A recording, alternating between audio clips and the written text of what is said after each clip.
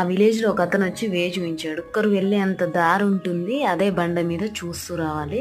విరూపాక్ష నుంచి సనాపూర్ కి వెళ్ళడానికి ఫెర్రీ పాయింట్ త్రూ వెళ్తే షార్ట్ కట్, అందరూ అలాగే వెళ్తారు. విలేజ్ వాళ్ళు మాత్రం ఇలా నడుచుకుంటూ వెళ్తారు, ఎందుకంటే ఈ ఫెర్రీ పాయింట్ వాళ్ళు 50 రూపీస్ ఛార్జ్ చేస్తున్నారు. 100 పక్కన పెడితే వాళ్ళు తీసుకువెళ్ళిన డిస్టెన్స్ కి 20 ఓకే, 30 మోర్ దాన్ ఎనఫ్, 50 అంటే దూపిడే. సనాపూర్ సైడ్ దిగిన తర్వాత ఇక్కడ వెహికల్స్ రెంట్ కి ఇస్తున్నారు. విలేజ్, హోటల్స్, రెస్టారెంట్స్, మనుషులు, కొంచెం హల్చల్, ఒక హంపీలో అలా లేదు, మంచిగా అనిపిస్తుంది. అక్కడ వెహికల్ పార్క్ చేసి ఇటు వచ్చాను. బర్డ్స్ ఆఫ్ హంపి అట, పెద్దగా అయితే ఏం కనిపించట్లేదు, అక్కడక్కడ వైట్ కొమ్మలు ఉన్నాయి.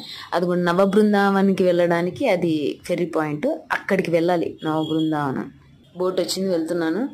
ఇదంతా చాలా బాగుంది, చాలా దూరం డిస్టెన్స్, మలుపులు తిరుగుతూ వెళ్ళింది. Nice journey.